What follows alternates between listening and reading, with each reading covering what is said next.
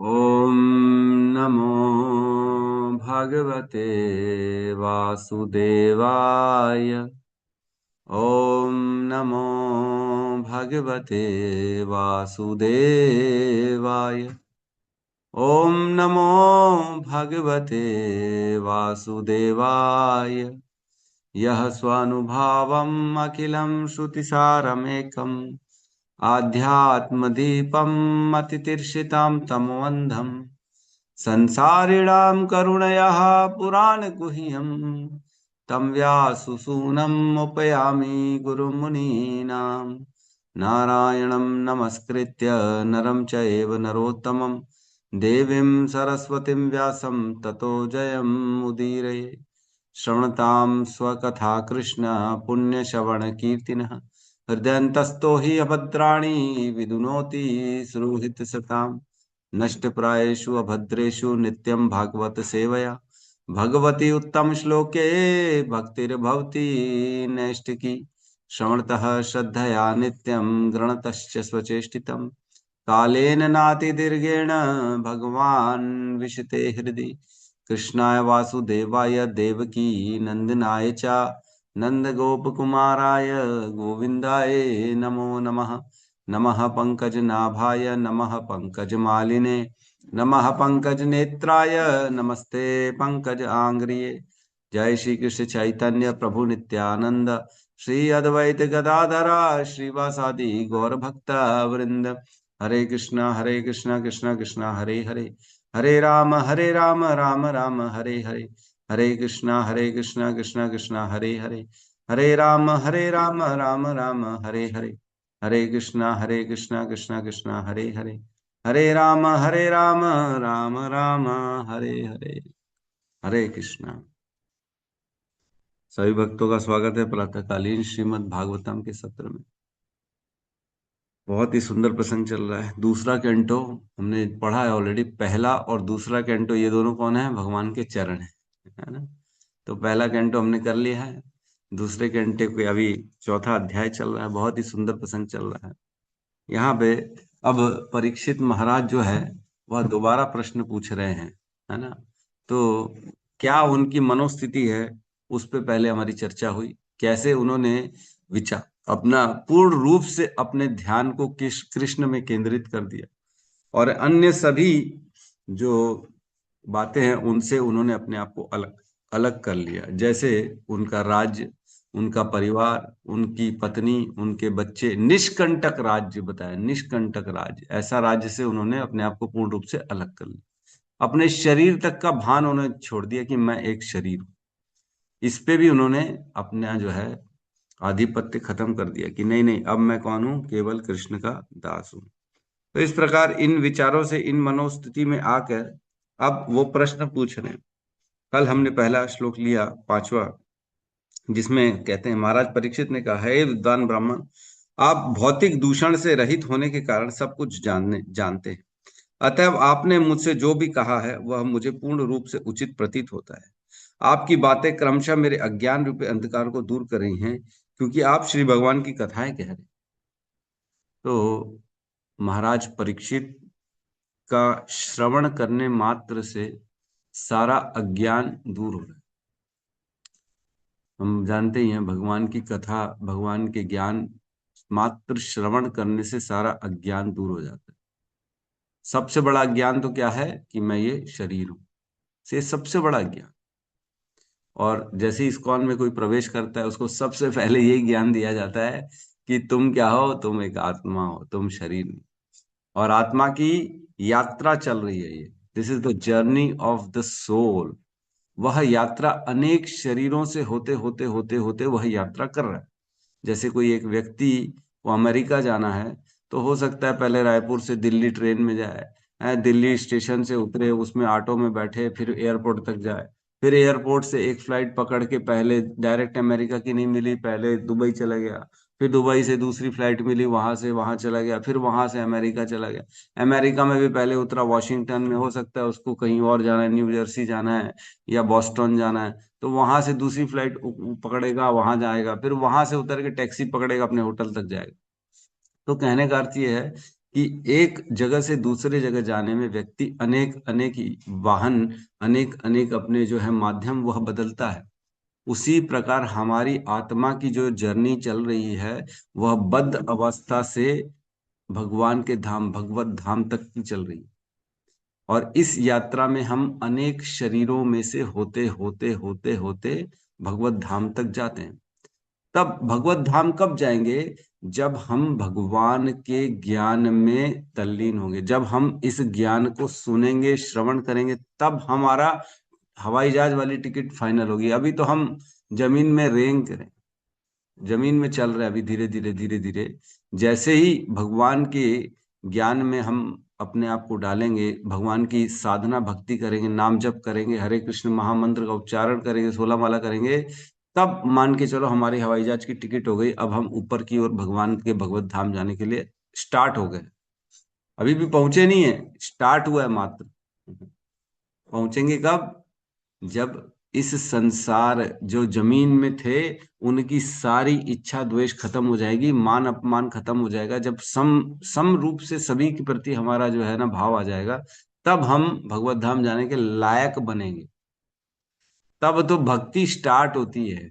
ब्रह्मभूत प्रसन्न आत्मा न शोचती न कांक्षती, समम सर्वेषु भूतेषु मद भक्ति लभते पराम। उसके बाद तो भगवान की लब भक्ति का प्राप्ति होती है। जब ब्रह्मभूत की अवस्था में आते हैं, ब्रह्मभूत प्रसन्न आत्मा हमेशा प्रसन्न रहेगा, न शोचती न कांक्षती, कभी शोक नहीं करेगा, कभी आकांक्षाएं नहीं करेगा।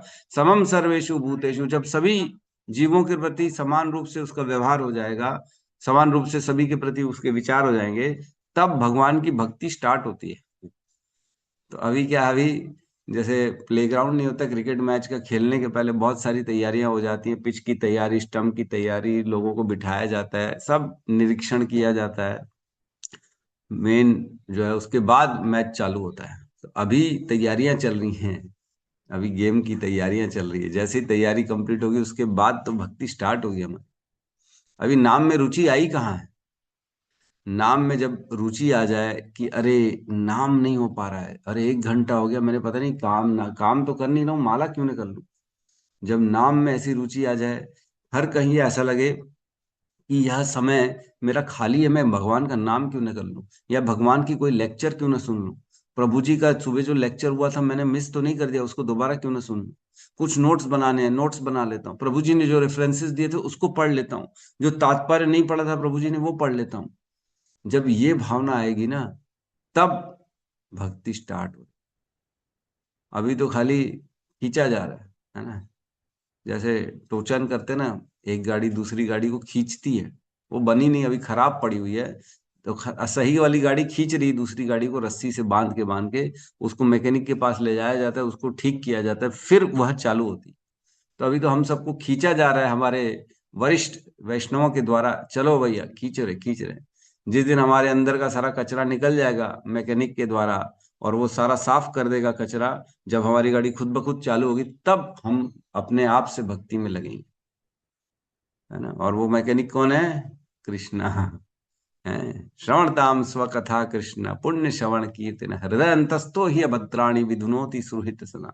जैसे जैसे सुनते हैं वो हमारे हृदय में प्रवेश करके सारे कचरे को साफ करते बैठ के, है ना। गाड़ी का कचरा मैकेनिक साफ करता है, वैसे ही कृष्ण को जो है साफ कर रहे हैं बेचारे, हमारे मैकेनिक बन गए हमारे इस गाड़ी के, तो साफ कर रहे हैं वो। और धीरे धीरे हम भी अपनी भक्ति में आगे बढ़ पाएंगे। तो हम धीरे धीरे बढ़ ही रहे हैं। आज कैंटो दूसरे का अध्याय 4 और श्लोक क्रमांक 6 में हम प्रवेश कर रहे हैं। अभी जो है एक एक करके अब परीक्षित महाराज अपने जिज्ञासाओं को स्पष्ट करेंगे कि वह क्या जानना चाह रहे हैं, है ना, क्या सुखदेव से प्रश्न कर रहे हैं वो।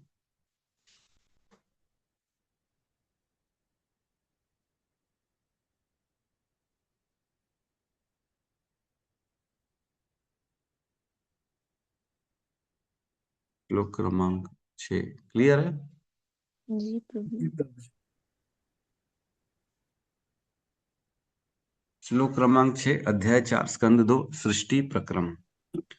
भूय एव विवित्सामि भूय भूय एव विवित्सामि विवित्सामि भगवान आत्ममायया भगवान् मायया यथेदं सृजते विश्वम् यथिदं सृजते विश्वम्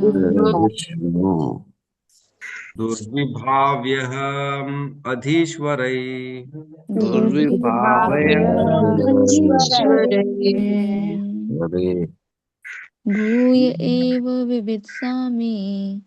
भूय एव विवित्सामि भगवान् आत्ममायया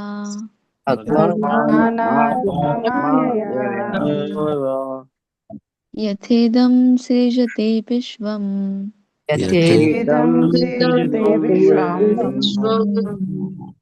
दुर्विभाव्यम् अधीश्वरैः भूय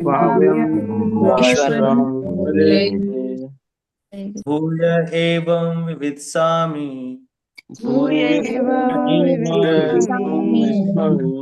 भगवान् आत्मा मायया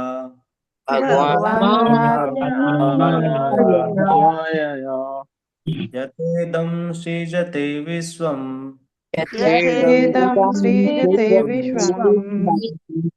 दुर्विभावयम् अधीश्वर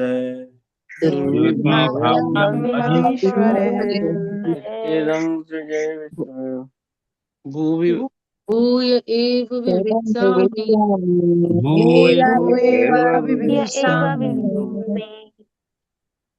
भगवान् आत्ममायया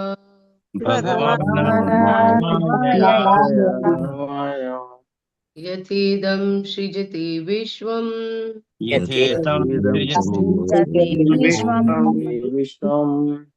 दुर्विभाव्यम् अधीश्वरे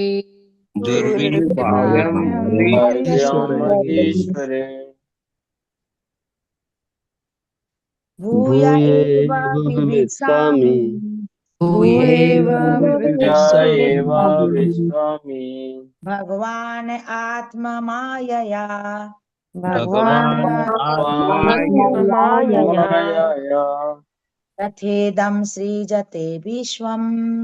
यथेदं सृजते विश्वम्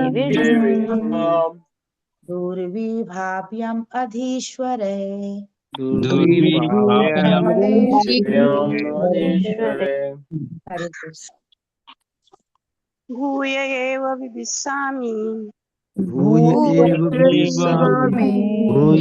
विवित्सामि भगवान् आत्ममायया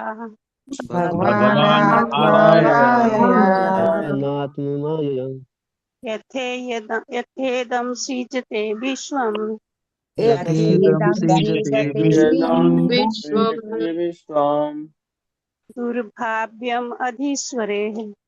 दुर्भाव्यम् अधीश्वरे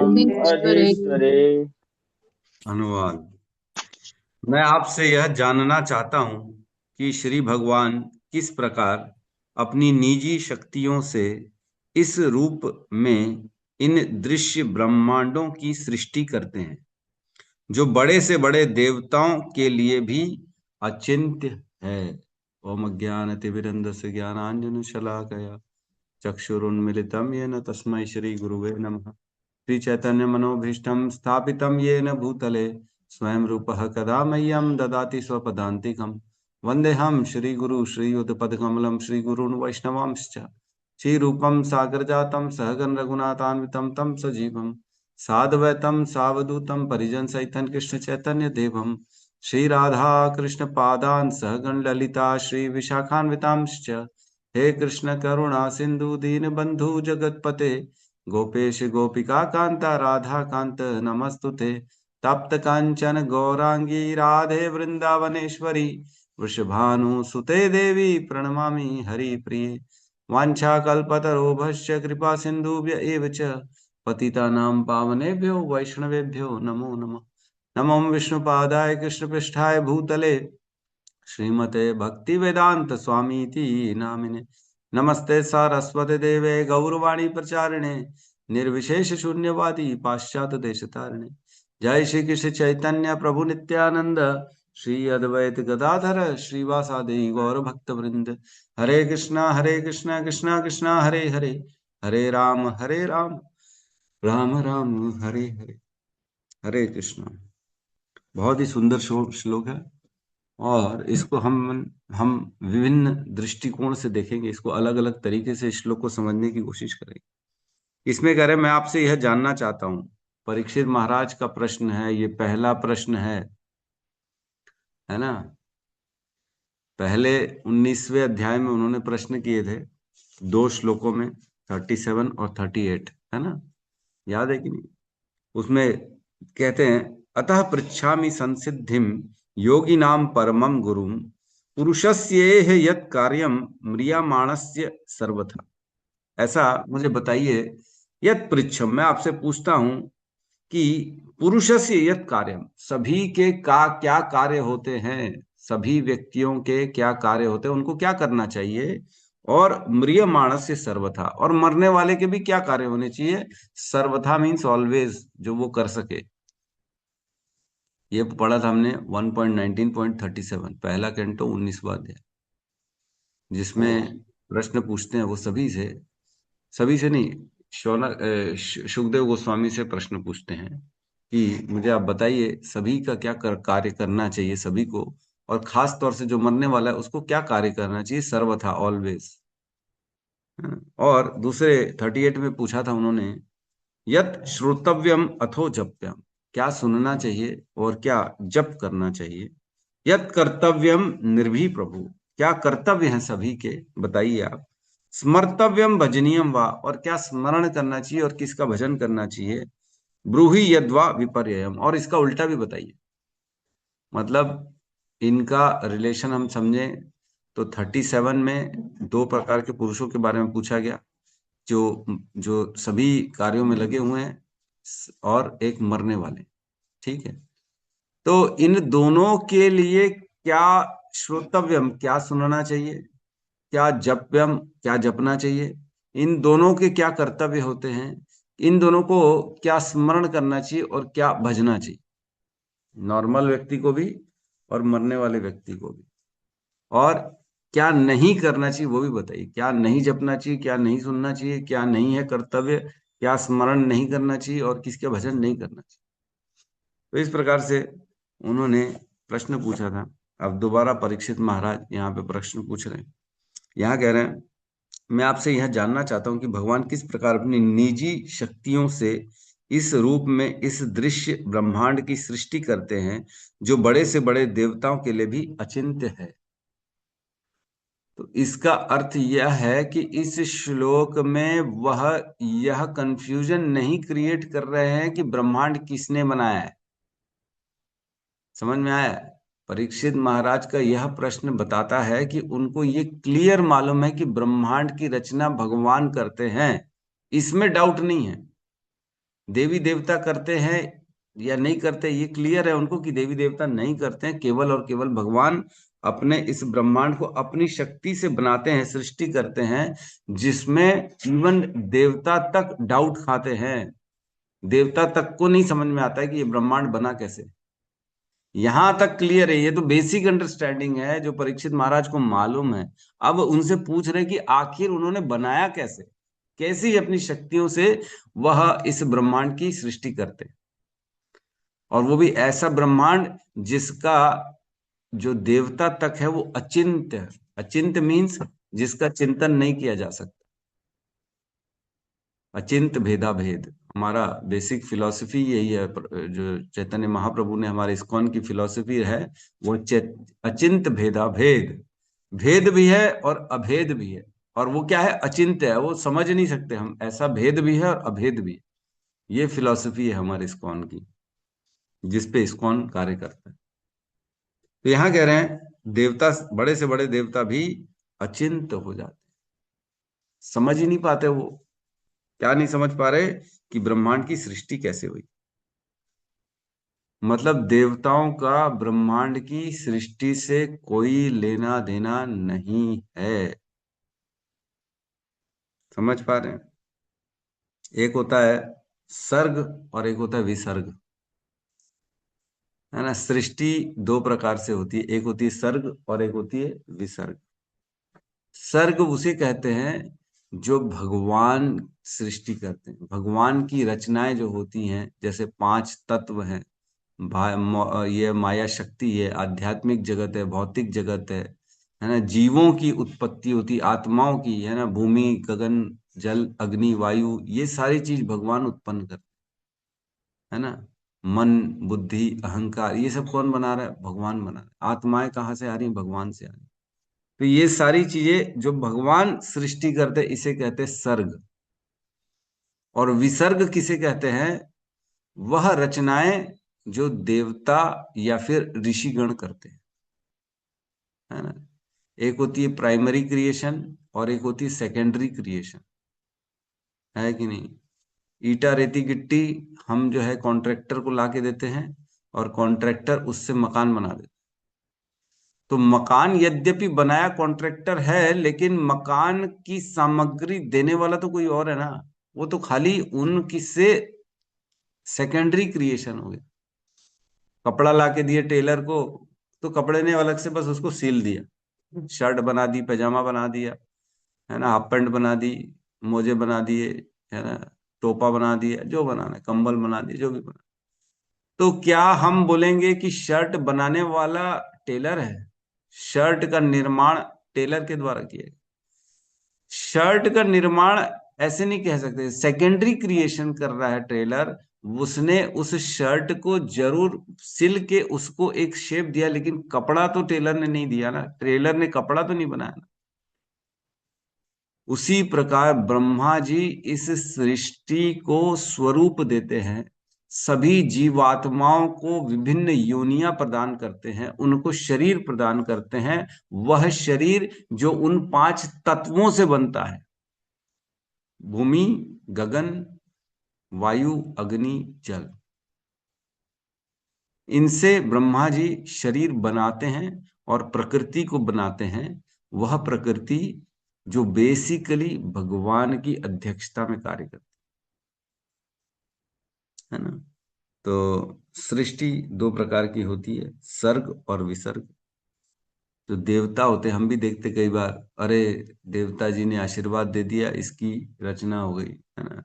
तुरंत देखते कई बार वो दुर्वासा ऋषि ने अपने बाल को नीचे फेंका और उससे एक तुरंत राक्षस उत्पन्न हो गया, है ना, अम्बरीश महाराज के वध करने के लिए। तो सृष्टि दुर्वासा मुनि ने एक राक्षस की करी, लेकिन वह राक्षस जिन तत्वों से बना है, वह तत्व तो भगवान ने दिए, है ना। उनने खुद का नहीं है वो, उनको उनको शक्ति मिल गई।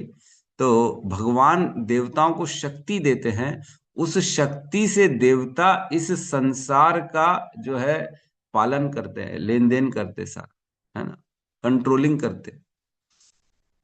कर्म का फल का विधान बनाया भगवान ने, लेकिन देने के लिए नियुक्त कर दिया देवताओं को। तो देवताओं कर्म के फल के आधार पे हमें सुख और दुख देते हैं। तो हमारे जीवन में सुखों की जो है वो रचना करते हैं, दुखों को जो है रचना करते हैं हमारे जीवन में। तो ये कार्य देवताओं के द्वारा होता है। तो हमें क्या लगता है? देवता ही देने वाले हैं, लेकिन ऐसा नहीं है। बेसिकली देवता यद्यपि अपनी आप से किसी की रचना नहीं कर सकते, उन्हें केवल कंट्रोलिंग का जो है वह पद दिया गया, वह कंट्रोलिंग का पावर दिया गया है, वह संरचना नहीं कर सकते। ठीक है, अभी हम श्लोक में प्रवेश नहीं किए अभी तक हम अभी प्रवेश करने वाले हैं। क्या है, थोड़ा बेसिक समझ जाएं तब पता पड़ेगा कि ब्रह्मा जी जो इस सृष्टि की रचना करते हैं, उनको तक नहीं मालूम है कि ये सृष्टि बनती कैसे है ना। यहाँ कह रहे हैं इस दृश्य ब्रह्मांड की सृष्टि करते कौन? भगवान अपनी शक्तियों से इस दृश्य ब्रह्मांड की सृष्टि करते हैं, जो बड़े से बड़े देवता के लिए अचिंत्य है। वो चिंतन भी नहीं कर पाते कि भगवान ने कैसे मन बना दिया, कैसे ये पांच तत्व बना, पृथ्वी बना, अग्नि बना, जल बना, वायु बना, आकाश बना, ये नहीं मालूम है उनको। भगवत गीता के 10वें अध्याय के दूसरे श्लोक में आता है, न मैं विदु सुरागणा प्रभवम न महर्षया अहम आदि ही देवा नाम महर्षि नाम च सर्वशः। हे कुंती पुत्र अर्जुन, यह देवता और महान महान ऋषि जो होते हैं ये तक मुझे नहीं जानते। ना मैं विदुः, वो मुझे नहीं जानते। ना मैं विदुः सुरागणा, मतलब देवता मुझे नहीं जानते। ना मैं विदुः सुरागणा प्रभवम न महर्षय। अहम, जो महान महान ऋषि हैं वह तक नहीं मुझे जानते। अहम आदि ही देवा नाम, मैं तो इनका भी आदि हूं। ये मेरे सामने तो पैदा हुआ है, ऐसा बोलते हैं ना। कोई पिता बोलता है अरे बच्चा मेरे सामने तो पैदा हुआ, मेरे को क्या जानेगा। बोलते हैं कि नहीं बोलते। जिसने, हमारे सिंधी में बोला जाता है, अरे मैं तो इसकी छठी खा चुका हूँ। छठी मतलब जो बच्चा पैदा होता है उसकी छठी होती है। तो छठी में जाया जाता है, उसका जो निकलता है, जो भी प्रसाद जो भी मिलता है उसको खाते हैं व्यक्ति लोग, बड़े आशीर्वाद देते हैं उसको कि ठीक है तो बड़ा होके अच्छा बन, आदमी बन, ये बन, जो भी है। तो छठी खाए मतलब उस समय जब ये पैदा हुआ था उस समय मैं इतना बड़ा हो चुका था कि मैंने इसको आशीर्वाद दिया जाके। तो हमारे बोलता है अरे ये क्या बताया, मैंने इसकी छठी खाई है। तो मैंने ही तो इसको आशीर्वाद दिया, मैं ही तो इसके जाके जब पैदा हुआ था तब मैंने ही तो उसका जो है खाया था भोजन। तो ऐसे ही कह रहे हैं अहम आदि ही ने देवा नाम महर्षि नाम च सर्वशः। जितने भी महर्षि हैं, ऋषि नहीं महर्षि और देवता हैं, मैं तो इनका आदि हूं। ये क्या मेरे बारे में बताएंगे, कुछ नहीं बता सकते भगवान के बारे में, अचिंत्य है। ठीक है, तो इस श्लोक में हम प्रवेश करते हैं। इसमें कह रहे हैं भूय एव विवित्सामि। मैं पुनः भूव भूय एव, मैं फिर से जानना चाहता हूं। मैं फिर से पुनः आपसे जानना चाहता हूं, क्योंकि अभी थोड़ा थोड़ा सुखदेव गोस्वामी ने बताया था कि यह सृष्टि कैसे भगवान के पैरों में पाताल है, ये है वो है, थोड़ा थोड़ा बताया था, लेकिन बेसिक सृष्टि की रचना नहीं बताई थी। तो कह रहे हैं भूय एव विवित्सामि, मैं जानने का इच्छुक हूं। मैं आपसे दोबारा जानना चाहता हूं। क्या जानना चाहता हूं? भगवान आत्म माया, जो भगवान है आत्म माया मीन्स अपनी पर्सनल निजी शक्ति, माया मीन्स भगवान की जो निजी माया शक्ति है वह। माया शक्ति किसकी है? भगवान की। इसमें किसी को डाउट तो नहीं है? ब्रह्मा जी की तो नहीं है, शिव जी की तो नहीं है या किसी ऋषि की तो नहीं है माया शक्ति? नहीं नहीं, भगवान कहते हैं देवी ही ऐसा गुणमयी मम माया दुरत्तया, ये मेरी माया है ना। और क्या कहते हैं? मया अध्यक्षेण प्रकृते सूयते सचराचरम हेतु नान कौंतो जगत विपरी वर्तते। ये जो माया है ये मेरी अध्यक्षता में काम करती है, मया अध्यक्षेण। तो भगवान की शक्ति है ये माया, है ना। भगवान आत्म माया है। भगवान अपनी निजी माया शक्ति से क्या करते हैं? यथा इदम सृजते विश्वम, जिस प्रकार इस विश्व की सृष्टि करते हैं, अपनी निजी माया शक्ति से भगवान जिस प्रकार इस विश्व की सृष्टि करते हैं वह जानना चाहता हूं। दुर्विभाव्यम अधीश्वर, आखिरी में कहते हैं दुर्विभावम, यह दुर्विभाव है, बेसिकली जानने में असक्षम है। कौन? ईश्वर है, जो अधीश्वर है, मीन्स जो देवता होते, जो कंट्रोलर होते इस सृष्टि के, जो आदान प्रदान करते हैं, बारिश करा देते हैं, धूप दे देते हैं, है ना, प्रकृति को चलाते हैं, धन थोड़ा बहुत दे देते हैं, हमारे जीवन में सुखों दुखों का लाना ले जाना करते रहते हैं, हमारे कर्मों के आधार पे हमारे जीवन में वो चीजें लाते हैं और निकालते हैं। तो इस प्रकार के जो काम करते हैं देवता जन, वो तक क्या है? दुर्विभाव्य, वह तक नहीं जान पाते कि आपने यह सृष्टि कैसे करी अपनी मात्र एक निजी शक्ति माया के साथ मिलके। तो यहाँ भगवान की सृष्टि के बारे में जानना चाह रहे हैं परीक्षित महाराज, है ना। बेसिकली भगवान अपनी सृष्टि कैसे करते, इस श्लोक का टॉपिक लिख सकते हैं कि प्रश्न नंबर 1, सृष्टि की रचना भगवान की माया द्वारा किस प्रकार, है ना, किस प्रकार भगवान अपनी माया से इस सृष्टि की रचना करते, ये पहला प्रश्न हो जाता है। तो इसमें बहुत से पॉइंट्स हमको चर्चा कर सकते हैं हम, लेकिन ऐसा कैसे होता है कि देवताओं को पता तक नहीं पता पड़ता कि ये सृष्टि बनी कैसे है। इतने ज्ञानी होते हैं ब्रह्मा जी। सोचो, जो एक दिन में 14 मनवंतर आते हैं, 14 मनवंतर में इतनी बार सबको जो है रचना होती है, उनको योनियां मिलती हैं, सब ब्रह्मा जी करते हैं बैठ के। ब्रह्मा जी वो है जिनको साक्षात भगवान ने पूरा ज्ञान दिया है ना। तेने ब्रह्म हृदय आदि कवि मुह्यंति यत् सूर्य, है ना। जन्मादि यस्य तो अन्वयात इतरश्च अर्थेषु अभिज्ञ स्वराट, तेने ब्रह्म हृदय आदि कवि मुह्यन्ति यत् सूर्य, तेजो वारी यथा मृदिमय विनिमये यत् त्रिसर्गो अमृषः, धाम्ना स्वेन सदा निरस्त कुहकम सत्यम परम धीमहि। 1.1.1 कहते हैं कि भगवान जन्मादि यस्य, जन्म आदि यस्य, जन्म मृत्यु जरा व्याधि, मतलब जो भी हो रहा है जन्म के साथ साथ जन्म मृत्यु सारी सारी चीजें, जन्म आदि यस्य जो भगवान के अंतर्गत उनके कंट्रोल में होता है, जन्मादि यस्य अतो अन्वयात इतरश्च अर्थेषु अभिज्ञ स्वराट। भगवान कौन है? स्वराट है। तो भगवान के कंट्रोल में ही सब कुछ होता है। सबका जन्म मृत्यु सब जो हो रहा है ये भगवान के अंतर्गत हो रहा है सारा का। और तेने ब्रह्म हृदय आदि कवि मुह्यंति ये सूर्य, आपने ब्रह्मा जी के हृदय में सारा ज्ञान दिया, और मुह्यंति ये सूर्य, और सारे देवता जो होते हैं वो मोहित होते हैं कि ये कैसे हो रहा है, उनको पता ही नहीं पड़ता। लड़ते हैं ना तभी तो, स्वर्ग के लिए इंद्र लड़ रहा है ना।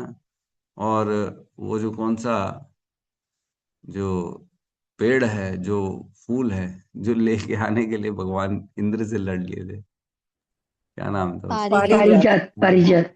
पारिजात। यस, पारिजात के लिए लड़ रहा है स्वर्ग में इंद्र, कि पारिजात हम नहीं देंगे। क्यों नहीं देंगे? क्योंकि उनको मालूम है मैं दोबारा बना तो नहीं सकता हूँ ना पारिजात, पारिजात बनाने की शक्ति मेरे में नहीं है। पारिजात अभी मेरे कंट्रोल में है, उसको मैं रखूं और दूसरे को ना दूं, ये कर सकते। पारिजात बना नहीं सकता इंद्र, तो इसलिए लड़ रहा है कि नहीं नहीं हम नहीं देंगे, हम नहीं देंगे। भगवान जो बनाने वाले हैं उन्हीं से लड़ रहा है कि हम नहीं देंगे। ठीक है। तो इस प्रकार जैसे हम मोबाइल कंट्रोल करते कि नहीं करते, मोबाइल का यूज हम करते सारे के सारे, तो क्या मोबाइल हम बना सकते हैं क्या? घर में बैठ के गौतम बुद्ध प्रभु, आज मैं एक काम करता हूँ, iPhone 20 बनाने का आज मेरा विचार है प्रभु, मैं घर में आज छुट्टी लेके बैठा हूँ, आज iPhone 20 बनाऊंगा। अभी तक लॉन्च नहीं हुआ है, मैं पहले बना दूंगा। तो बना सकते क्या? नहीं बना सकते। अरे आईफोन क्या छोटा सा, हम घर में बैठ के बल्ब नहीं बना सकते, है कि नहीं? लेकिन कंट्रोल पूरा है बल्ब बल्ब के ऊपर, लाइट के ऊपर। बटन चालू करेंगे तो लाइट जलेगी, बटन बंद करेंगे तो लाइट बंद हो जाएगी। सब पूरा कंट्रोल है हमारे हाथ में, कब उसको चालू करना है, कब बंद करना है, निकालना है, डालना है, क्या करना है, सब कर सकते। कौन सा ऐप इंस्टॉल करना है, कौन सा ऐप को डिलीट करना है, कब मोबाइल में कैमरा चालू करना है, कब कौन सा सिस्टम चालू करना है ना, सारी सेटिंग्स हमारे पास हैं। कंट्रोल पूरा का पूरा है, लेकिन बना नहीं सकते। उसी प्रकार देवताओं के पास इस सृष्टि का, इस संसार का कंट्रोल है, लेकिन रचना नहीं कर सकते कुछ। नथिंग, जीरो, बना तो कुछ भी नहीं सकते।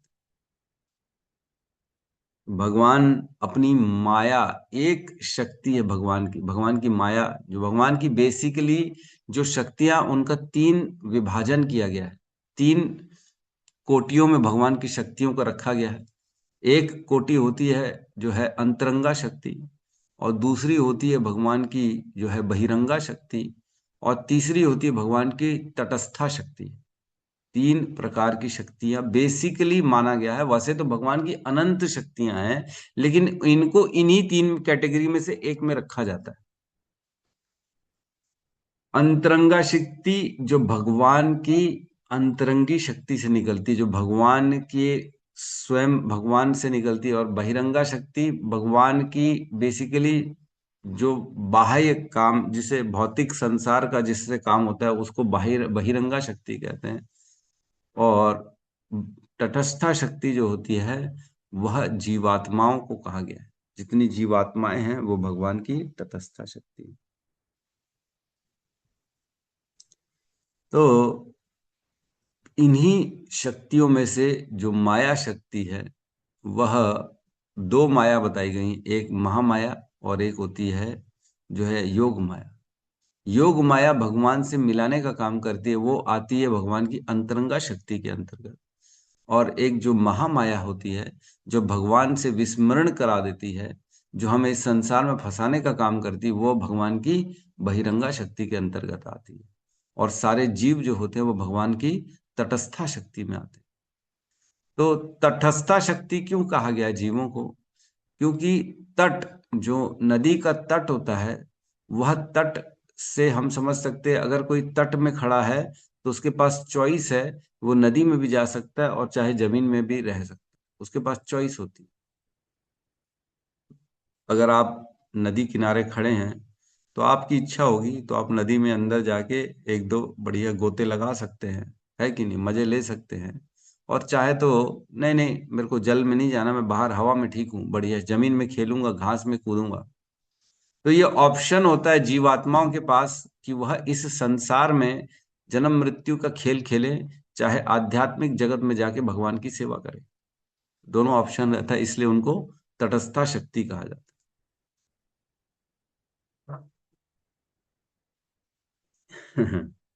तो यहाँ कह रहे हैं भगवान आत्म माया, भगवान अपनी निजी शक्ति से यथा इदम सृजते विश्वम, किस प्रकार अपने इस जगत को वो सृष्टि करते, मैं ये जानना चाहता हूं।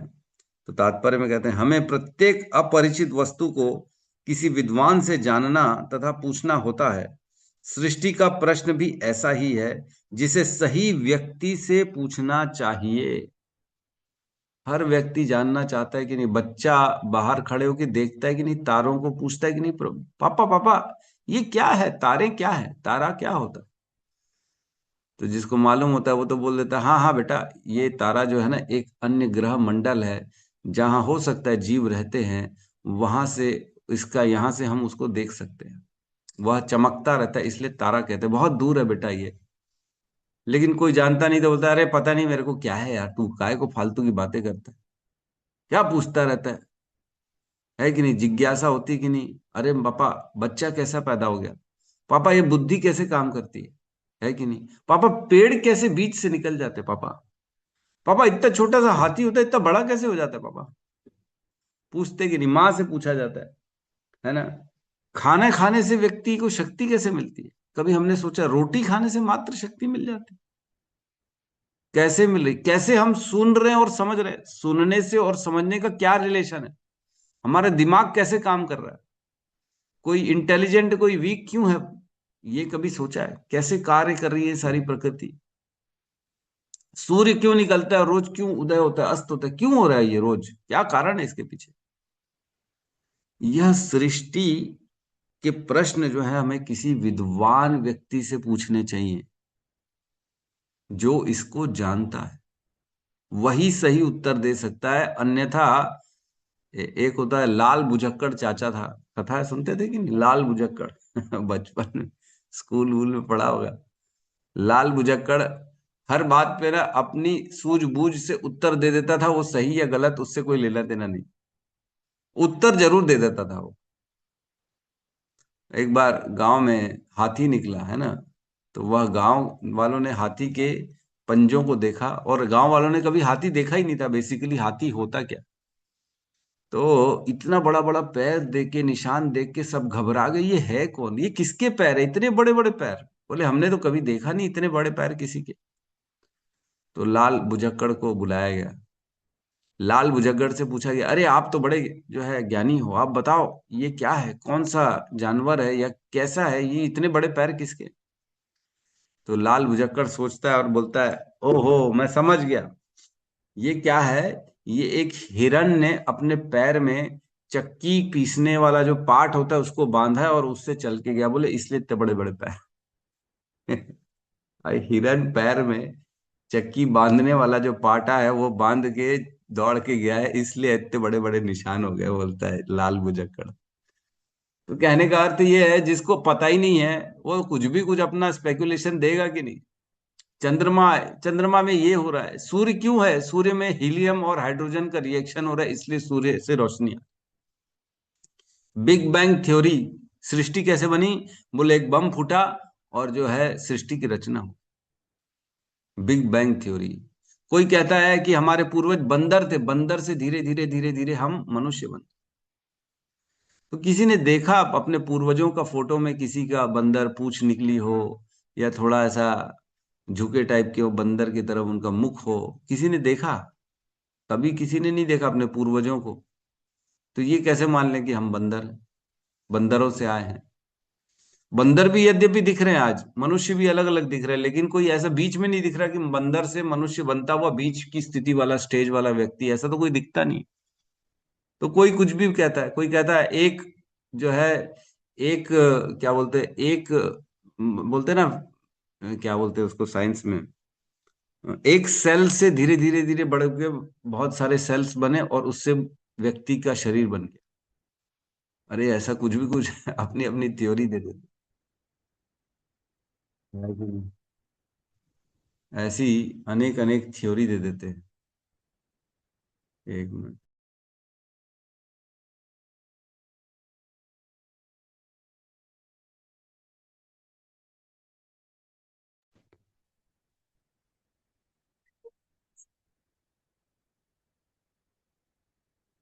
आवाज आ रही है सबको, क्लियर है? तो यहाँ जी प्रभुपाद प्रभु कह आप। रहे हैं कि भगवान की जो शक्ति है जिससे उन्होंने सृष्टि की रचना करी, वह हमें किसी विद्वान व्यक्ति से पूछना चाहिए कि सृष्टि हुई कैसे। जैसे परीक्षित महाराज सुखदेव गोस्वामी से पूछ रहे हैं कि सृष्टि कैसे हुई है, भगवान अपनी शक्ति से कैसे यह पूरी सृष्टि की रचना कर। तो इसके तात्पर्य में एक बहुत सुंदर एग्जाम्पल दिया हुआ है, मैं उसको पढ़ रहा हूं। उसमें कह रहे हैं, एक अनुभव विहीन बालक इलेक्ट्रॉनिकी के निराकार कार्यकलापों को देखकर या विद्युत शक्ति से संबंधित अनेक आश्चर्यजनक वस्तुओं को देखकर आश्चर्यचकित हो सकता है। एक नया लड़का जो बिजली के उपकरण देखता है, वह आश्चर्यचकित हो जाएगा कि अरे बिजली से तो एसी काम कर रहा है, ठंडा कर रहा है एसी, वहीं बिजली से हीटर भी काम कर रहा है, गर्म कर रहा है हीटर। ऐसे कैसे काम कर रहा है बिजली से? दोनों काम बिजली से कर रहा है, बिजली एक से ठंडा कर रही है, बिजली एक से गर्म कर रही है, पर वो ये कैसे हो सकता है? वह जो है इस बात पे आश्चर्यचकित हो सकता है कि ये पंखा कैसे काम कर रहा है, ये बिजली कैसे इधर से उधर ट्रेवल कर रही है ना? यह एक अनुभव विहीन बालक देख के बड़ा आश्चर्यचकित हो सकता है, लेकिन एक अनुभवी व्यक्ति जानता है कि इन कार्यों के पीछे एक सजीव व्यक्ति रहता है जो ऐसी शक्ति उत्पन्न करता है। लेकिन किसी को मालूम है कि इनके पीछे एक इंजीनियर है जिसने एसी भी बनाया है, जिसने एक हीटर भी बनाया है, और वह बनाने वाला एक व्यक्ति है जिसने अपने दिमाग से यह सारा काम किया है। बिजली आए तो ठंडा करे, बिजली आए तो गर्म करे। इस प्रकार संसार के तथाकथित विद्वान तथा विचारक अपने अपने मानसिक तर्क वितर्क द्वारा ब्रह्मांड के निराकार सृष्टि के विषय में अनेक स्वप्नदर्शी सिद्धांत प्रस्तुत कर सकते हैं। तभी लोग अनेक अनेक जो है ना सिद्धांत प्रस्तुत करते सृष्टि की रचना को लेके, कि सृष्टि की रचना बिग बैंग थ्योरी से हो गई, सृष्टि की रचना इवोल्यूशन थ्योरी से हो गई, बंदर से हमारे जो है ना मनुष्य बन गया। सृष्टि की रचना कैसे हुई, एक एटम एक सेल से सृष्टि की रचना हो गई। इस तरह के तर्क देने वाले अनेक अनेक लोग बैठे होते हैं, विद्वान जन होते हैं, जो अपने आप को लॉजिशियंस कहते हैं, है ना? स्टीवन हॉकिंग्स हो गए, ऐसी ऐसी थ्योरी देते। स्टीवन हॉकिंग्स बोला था उन्होंने, God is dead, now God is dead. अरे तो आप स्टीफन हॉकिंग्स कहाँ गया? वही भगवान के पास चला गया, है ना? तो इस तरह के लोग अपना अपना तर्क दे देते, अपने अपने थ्योरीज दे देते, और लोग वाह वाह करते और उसको पढ़ते भी हैं। और हम भी आज की डेट में अपने बच्चों को स्कूल में जाने बोलते पढ़ो, वो भी पढ़ रहे, बिग बैंग थ्योरी पढ़ रहे बेचारा बच्चा, जिसको हम ही एक्सेप्ट नहीं कर रहे, उसी को हम अपने बच्चे को बोल रहे जाके स्कूल में पढ़ और लिख के आना, पूरे मार्क्स आने चाहिए, फेल हो गया तो तू मार खाएगा। बोलते कि नहीं बोलते? गलत पढ़ा रहे हैं हम ही अपने बच्चे को, क्या करोगे?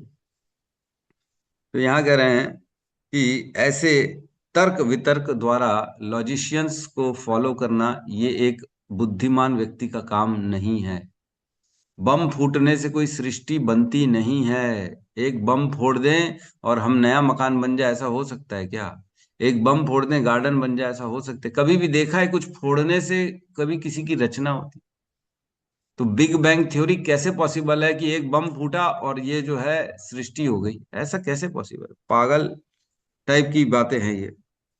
तो यहाँ कह रहे हैं स्वप्नदर्शी सिद्धांत प्रस्तुत करते हैं, किंतु एक बुद्धिमान भगवत भक्त श्रीमद् भगवत गीता का अध्ययन करके यह जान सकता है कि इस सृष्टि के पीछे परमेश्वर का हाथ है, ठीक उसी प्रकार जिस प्रकार विद्युत शक्ति घर के पीछे वहां रहने वाली अभियंता का हाथ होता है। जिस प्रकार बिजली जो है, बिजली के यंत्र बनाने के पीछे एक इंजीनियर का हाथ होता है, उसी प्रकार इस सृष्टि को बनाने के पीछे एक नियंता, एक कंट्रोलर, एक ईश्वर का हाथ है जिसने इस सृष्टि को बनाया है। फूल खिल रहे हैं, सूर्योदय हो रहा है, बादल बन रहे हैं, पानी एवापोरेट हो रहा है, शक्ति रोटी खाने से मिल रही है, बीज से पेड़ निकल रहा है। ये सब के पीछे एक व्यक्ति है जिसने इसको डिजाइन किया है। कर्मों का फल मिल रहा है, जीवन में सुख दुख आ रहा है, ये क्या ऑटोमेटिक हो रहा है? कोई किसी के पीछे हिसाब किताब करने वाला नहीं है क्या? ऐसा कैसे हो सकता है? किसी को पैसा मिल गया, किसी को गरीब है, किसी को शरीर जो है इतना दुर्बल मिल गया, किसी को शक्तिशाली शरीर मिल गया, किसी को गोरा शरीर मिल गया, किसी को काला शरीर मिल गया, किसी के पास जो है बचपन से ही सारी सुविधाएं हैं, किसी के पास कोई सुविधाएं नहीं है। ऐसा कैसे हो सकता है? क्या ये चितपट चल रहा है क्या? लक का गेम चल रहा है क्या? पैदा हो गया और किसी भी घर में कुछ भी मिल गया, ऐसा थोड़ी होता है। इन सब के पीछे एक विधान है, जो विधान, जो रूल्स हैं, उसके अनुसार हर जीवात्माओं को उसके कर्मों के अनुसार उसके फल मिल रहे हैं और उसको जीवन मिल रहा है। कई लोग बोलते हैं ओहो ये तो जीवन एक ही है ना, मरने के बाद कुछ होता थोड़ी है, बस ये जीवन है, जी लो, खत्म कर लो, बस बस। Enjoy life before it melts. Enjoy कर लो। जीवन काय के लिए मिला है? केवल और केवल भोग करने के लिए मिला है। जीवन किस लिए मिला है? केवल और केवल काम इच्छाएं पूरी करने के लिए मिला है। कई लोग ऐसा सोचते हैं, जो कि पूर्ण रूप से आधार रहित बात है, गलत बात है। क्यों ऐसा सोचते हैं? क्योंकि उनको भोग करना है। In 600 अगर meters, keep left to continue on National Highway 458. तो जिनको भोग करना है वो किसी सिद्धांत को फॉलो नहीं करना चाहते। जिनको अपनी मनमानी करनी है वो अपने माता पिताओं की बात को नहीं सुनते। उसी प्रकार हम भी भगवान के शास्त्रों को मना कर देते जब हमको अपनी इच्छा पूर्ति करनी रहती है। लेकिन भगवान ने शास्त्रों में सारा दिया है विधान कर्मों का, है ना, क्या कर्म करना चाहिए, क्या नहीं करना चाहिए, किस प्रकार अपने जीवन को जीना चाहिए। क्यों? क्योंकि उन्होंने इस सृष्टि को बनाया है। आगे कहते हैं, एक शोधार्थी प्रत्येक वस्तु के कारण तथा कार्य को ढूंढता है, किंतु जब ब्रह्मा, शिव, इंद्र तथा अन्य देवताओं जैसे बड़े बड़े शोधार्थी कभी कभी श्री भगवान की आश्चर्यजनक सृजात्मक शक्ति को देखकर भ्रमित हो जाते हैं, तब उन शूद्र संसारी शोधार्थियों के बारे में क्या कहा जाए जो शूद्र वस्तुओं में लीन रहते। जब ब्रह्मा जी और शिव जी भी मोहित हो जाते इस सृष्टि के बारे में, तो फिर हम जैसे एकदम शूद्र मनुष्य का क्या कहना है? क्या वो अपने मन से कुछ टिप्पणी कर दे सृष्टि के बारे में, भगवान के बारे में? सपोज करो हम बैठे हैं और 8-10 रूम में चींटियां आ जाएं और चींटियां शोध करें कि ये व्यक्ति कौन है, वो शोध करने लगे ये क्या कर रहा है यहाँ पे, ये आदमी है कौन, इसको बनाया किसने? ये लगता है ऐसे ही ना, धीरे धीरे डस्ट पड़ते पड़ते आदमी बन गया, या अन्य अन्य अपने तर्क देना चालू कर दे। तो उन तर्कों की कोई वैल्यू है? कोई वैल्यू नहीं। कोई मानता है क्या उनके तर्कों को? नहीं मानता। वैसे ही हमारा मनुष्यों का जो जीवन है देवताओं के सामने चींटियों के समान है। और जो मनुष्य ये तर्क देता है भगवान ये है, भगवान निराकार है, भगवान जो है निर्विशेष है, भगवान तो है ही नहीं, सृष्टि तो ऐसी चल रही है, इन तर्कों का कोई वैल्यू नहीं है। शास्त्रों पे हमें विश्वास करना चाहिए। जो शास्त्र बोल रहा है उसी को मानना चाहिए, ना कि कोई मनुष्य जो बोल रहा है उसको मानना चाहिए। भगवान के बारे में मनुष्य क्या बोल सकता है? उसकी बुद्धि है ही कितनी?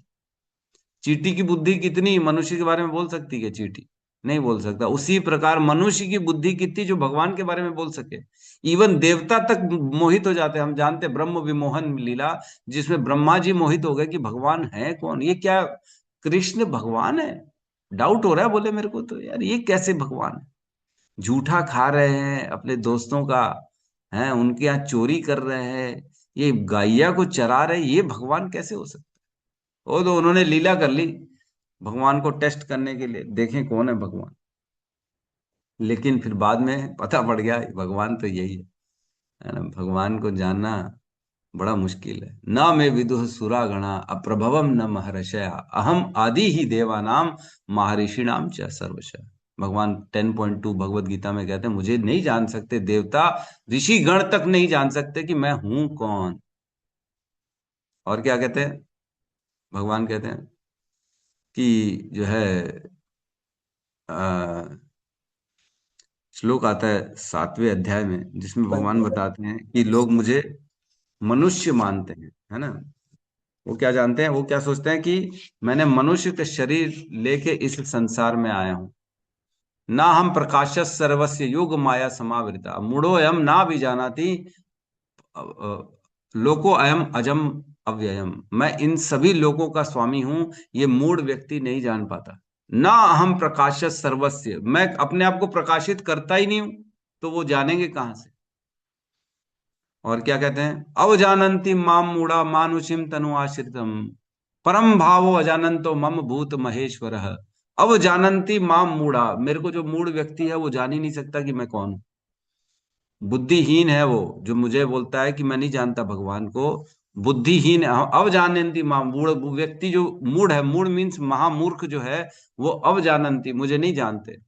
अब जानंती माम मूढ़ा मानुषिम तनु आश्रितम। और वो क्या सोचते हैं, ये कृष्ण तो मानव मनुष्य थे ना, वो तो मनुष्य का शरीर लेके आए थे, मनुष्य तो थे, हमारे जैसे ही तो थे।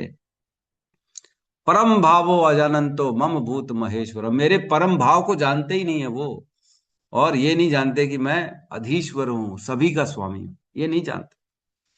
भगवान ने भगवत गीता में बताया है कि मैं केवल अपने भक्तों के द्वारा, भक्त जो है भक्ति के द्वारा मुझे जान सकते। भक्त्या माम अभिजानंती यावन य अश्चमी तत्वतः, तत्व से मुझे भक्ति के द्वारा ही जाना जा सकता है, और कोई रास्ता नहीं है मुझे जानने का। तो भगवान कहते हैं, ब्रह्मा जी भी कहते हैं ना, ईश्वर परम कृष्ण सच्चिदानंद विग्रह नादिरादिर गोविंद सर्व कारण कारण। भगवान की स्तुति करते हैं ब्रह्मा जी कि ईश्वर परम कृष्ण, ईश्वर कौन है, कृष्ण है। ईश्वर परम कृष्ण सच्चिदानंद रूप है, सत चित और आनंद रूप है उनका। सत मीन्स इटर्नल, आनंद मीन्स ब्लिसफुल, हमेशा आनंद में। सत चित आनंद, फुल नॉलेज, चित मीन्स नॉलेज है उनके पास, पूरा ज्ञान उन्हीं के पास है। विग्रह मीन्स वो एक व्यक्ति हैं। भगवान एक व्यक्ति हैं, जैसे आप और हम और हम हैं, वैसे ही कृष्ण भी एक व्यक्ति हैं। ऐसा नहीं है कि व्यक्ति नहीं है, व्यक्ति हैं। वो आएंगे, आपसे हाथ मिलाएंगे, आपसे गले लगेंगे, आपको सर पे रखेंगे, आपको पीठ पे चढ़ेंगे, आपके पीठ में वो चढ़ेंगे। ये हैं भगवान, है ना। ऐसे आदान प्रदान करते हैं। अनादिर आदिर गोविंद, अनादिर आदिर जिसका न अंत है न शुरुआत है, कोई नहीं जान सकता। अनादिर आदिर गोविंद सर्व कारण कारण, और वही सभी कारणों के कारण है। कौन, कृष्ण। सर्व कारण कारणम, हर कारण के पीछे के कारण कौन है, कृष्ण।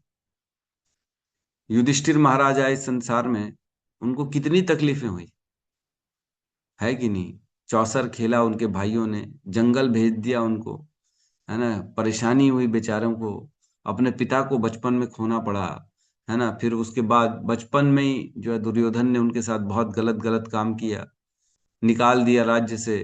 14 साल वनवास रहना पड़ा उनको। तो ये इतनी तकलीफ क्यों आई है उनके पीछे। वो तो धर्म के अंश थे, धर्मराज यमराज के अंश थे। उन्होंने तो पिछले जीवन में कोई पाप किया भी नहीं था, तो उनके जीवन में दुख क्यों आए। हम अपने जीवन में रोते रहते हैं, ओहो मेरे जीवन में इतना दुख आ रहा है, इतना दुख आ रहा है, मैं क्या करूं, मैं क्या करूं। अरे युधिष्ठिर ने तो कोई पाप भी नहीं किया, जीवन भर धर्म के साथ चले, जीवन में एक झूठ भी नहीं बोला। सोचो, एक झूठ, कोई व्यक्ति जीवन भर में एक झूठ ना बोले, ऐसा कैसे हो सकता। तो भी उनके जीवन में कष्ट आया। तब पूछते भीष्म पितामह से, मेरे जीवन में ऐसा क्यों आया? तब भीष्म पितामह कहते हैं, सर्वम कालम कृतम मन्ये, मैं ये मानता हूं कि सब कुछ काल के द्वारा है। तुम्हारे तुम्हारे तुमने तो कोई गलत काम किया ही नहीं, लेकिन बस ये काल ही है जो तुम्हें दुख दे रहा है। और वो काल कौन है? भगवान है ना। भगवान की शक्ति से जीवन में सुख दुख आता है, सब आता है। भगवान ही सर्व कारण कारण, हर कारण के पीछे के कारण कौन है? कृष्ण। तो इस प्रकार ऐसी सृष्टि के बारे में जानने की इच्छा जताई उन्होंने परीक्षित महाराज ने सुखदेव गोस्वामी से। ठीक है, किसी का प्रश्न है तो हम ले सकते हैं।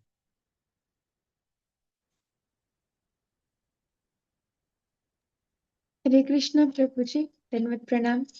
प्रणाम।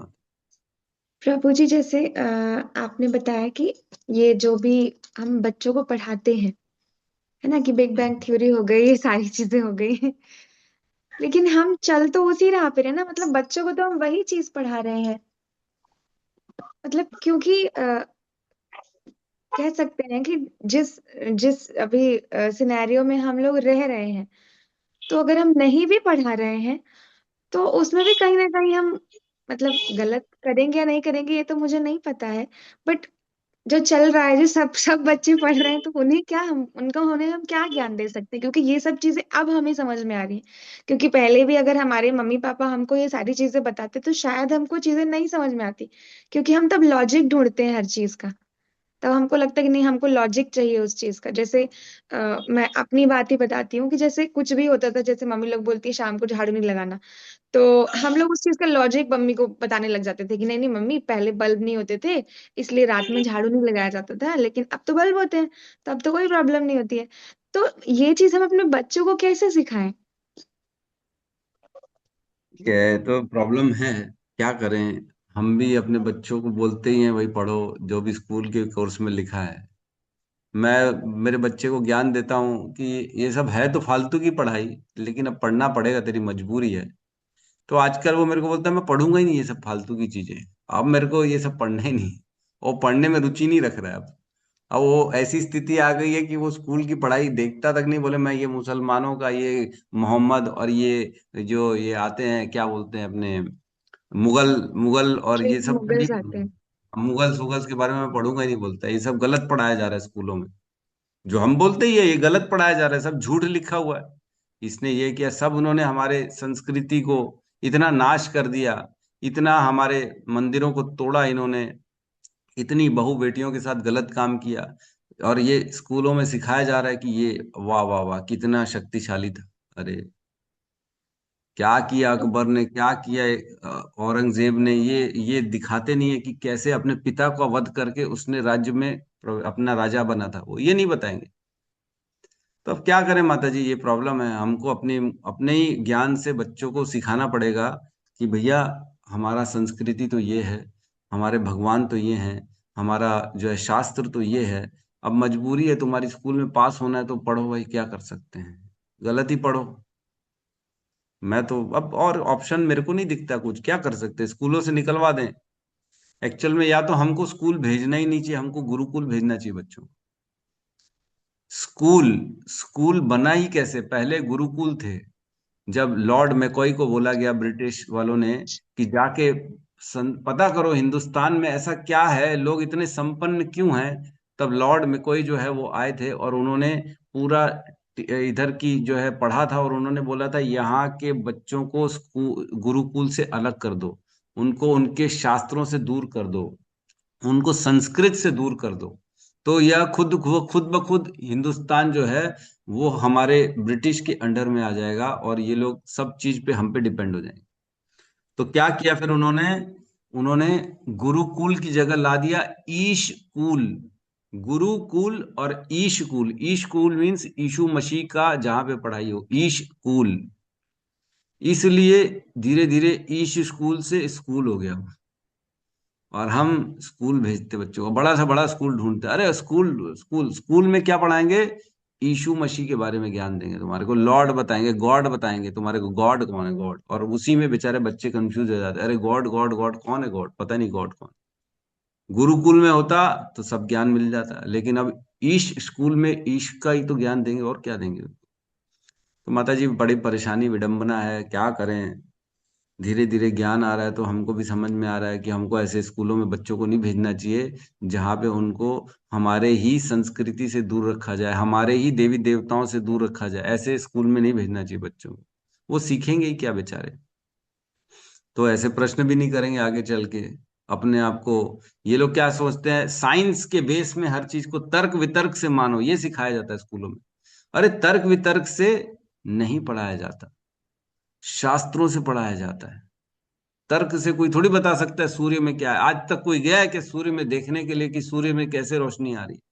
ये तो केवल एजम्पशंस है, केवल ये विचार है कि ऐसा हुआ होगा, ऐसा हुआ होगा तो ये होगा, ये और विचार कभी भी बदल सकता है, किसी का भी बदल सकता है। कितनी सारी थ्योरी चेंज हो गई है। पहले कुछ थी, हम्म। अब कुछ हो गई है। कितनी थ्योरी समय से चेंज हो जाती है। पहले हम उनको मानते थे, अब नई थ्योरी आ गई, बोले अरे वो कैंसिल हो गई, अब ये नई थ्योरी हो गई। तो लोग जो है अपने विचार प्रकट करते हैं और हम उन विचारों को फॉलो करते हैं, जो कि गलत है। हमें केवल शास्त्रों को फॉलो करना चाहिए और कुछ फॉलो नहीं करना चाहिए।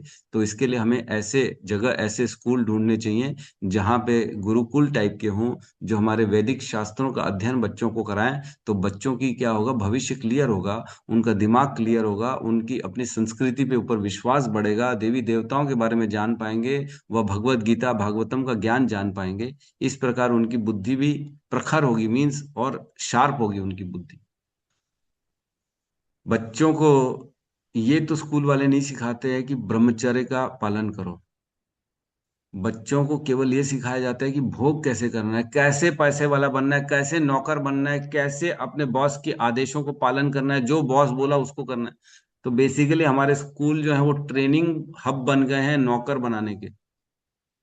जो स्कूल से निकलता है उसके यही उद्देश्य होता है कि मेरे को जॉब मिल जाए। जॉब मतलब नौकरी करेगा आगे चल के, वो नौकर बनेगा। पहले के, आज से 25 साल पहले अगर चले जाएं, 50 साल पहले चले जाएं, तो लोग कभी किसी के नौकरी करना पसंद नहीं करते थे, है ना। हमारे दादा परदादा लोग कहते थे अरे नौकर बनेंगे हम किसी के, अपने खेतों में काम करेंगे, नौकरी क्यों करेंगे जी, किसी की नौकरी नहीं करेंगे। तो उस समय ऐसा था, सरकारी नौकरी मिलती थी तो उसको ठुकरा देते थे, नहीं करेंगे, नौकरी क्यों करेंगे हम किसी की। लेकिन आज की डेट में लोगों को जॉब चाहिए, क्योंकि ऐसी ट्रेनिंग मिल गई पूरे बच्चों को। गुरुकुल में जाएंगे तो ब्रह्मचर्य करेंगे, उनको अपने कंट्रोलिंग पावर सिखाई जाएगी कि नहीं, अपनी इंद्रियों पे कंट्रोल कैसे किया जाता है। पहले के 25 साल तक ब्रह्मचारी बनना अनिवार्य था, लेकिन आज की डेट में कौन है ब्रह्मचारी। 10 साल 12 साल से व्यक्ति लगा पड़ा हुआ है, काम उत्तेजना सबके अंदर घुसी हुई है। ये सब मीडिया देख देख के क्या क्या चल रहा है, सब बच्चों को सब मालूम है, हमसे बहुत आगे एडवांस लोग हैं। तो ये स्कूलों में पढ़ाई उटपटांग हो रही है, क्या करें। ऐसा वैदिक कल्चर आना चाहिए, धीरे धीरे आ रहा है। हमारे इस्कॉन के गुरुकुल आ रहे हैं धीरे धीरे, काफी जगह गुरुकुल है हमारे। और स्वामी नारायण के भी गुरुकुल हैं। तो इस प्रकार धीरे धीरे हमको गुरुकुल को प्रमोट करना चाहिए, वहां पे बच्चों को भेजना चाहिए। सबसे दयनीय स्थिति तो प्रभु जी ये है कि आजकल जो एग्जाम्स होते हैं, आईएएस और बैंकिंग एंड ऑल, जितने भी एग्जाम्स होते हैं कॉम्पिटिटिव एग्जाम्स, उसमें भी यही सब पूछा जाता है कि मुगल्स कौन थे और औरंगजेब ने इस किस सन में ये किया या फिर ये किया। मतलब यही सब भर दिया है हमारे जैसे ब्लड वेसल्स में, सारी चीजें मिक्स कर दी हैं। अभी तो इतना धर्म के प्रति लोग जो है ना, उनका खून नहीं खौलता ना। आज हमारे देवी देवताओं को कितना कुछ मजाक उड़ाया जाता है, कुछ भी बोल दिया जाता है। तो बच्चों का खून नहीं खौलता, उनको वैसे बचपन से उनको ट्रेनिंग दे दी है कि ये तो कोई है ही नहीं ना, तुम्हारे दम नहीं है तुम्हारे जो है देवी देवताओं में। तो लेकिन जब हम सिखाएंगे तो धीरे धीरे उनके वापस उनको सिखाना पड़ेगा। जैसे हमने सीखा है वैसे धीरे धीरे उनको भी सिखाना पड़ेगा। जी प्रभु जी, हरे हाँ, कृष्ण। हाँ, सावित्री माता जी। हरे कृष्णा प्रभु जी, दंडवत प्रणाम। प्रभु जी, हाँ। मेरा प्रश्न तो नहीं है। अभी क्लास नहीं रहेगा 6-7 दिन, तो मैं उस पीरियड में चलते चलते माला कर सकती हूँ क्या? मतलब घूम कर सकते हो ना, माला कर सकते हो चलते चलते, मतलब एक्स्ट्रा राउंड्स कर सकते हो, कोई प्रॉब्लम नहीं है। लेकिन कोशिश करें जो 16 माला होती है वो ऐसी स्थान में करें जहां कहीं हमारा मन भटके ना। वहां भले टहल सकते हो आप उस स्थान में, लेकिन पता लगा गार्डन चले गए, वहां 16 माला कर रहे, घूमते घूमते सबको ऐसे हेलो हाय भी कर रहे हैं, ऐसे ये सब नहीं चलता। प्रभु जी एकाग्र चित्त से तुमको 16 माला करनी है। बाकी एक्स्ट्रा राउंड करने के लिए आप बिल्कुल कहीं पे भी जा सकते हो, कुछ भी करते करते एक्स्ट्रा राउंड कर सकते हो, कोई प्रॉब्लम नहीं। नहीं प्रभु जी, यहाँ तो हेलो है, किसी से मेरा मतलब पहचान नहीं है, सिर्फ सुबह नहीं सुबह चलना और चल तो के भी कर नहीं ना। आप नहीं नहीं कोशिश करना चाहिए, या तो गार्डन में एक कोने में चले जाएं, वहां छोटा छोटा अपना टहल लें और आंख बंद रखें, ज्यादा किसी से इंटरेक्शन ना करें, माला में अपने चिंतन को लगाएं, तब ठीक जी है ना। मतलब हमारा चित्त जो है भटकना नहीं चाहिए, माला में रहना चाहिए हमारा चित्त, ऐसी स्थिति में आप कर सकते जी प्रभु जी, धन्यवाद प्रभु जी। हो। धन्यवाद। यस पद्म प्रिय माता जी।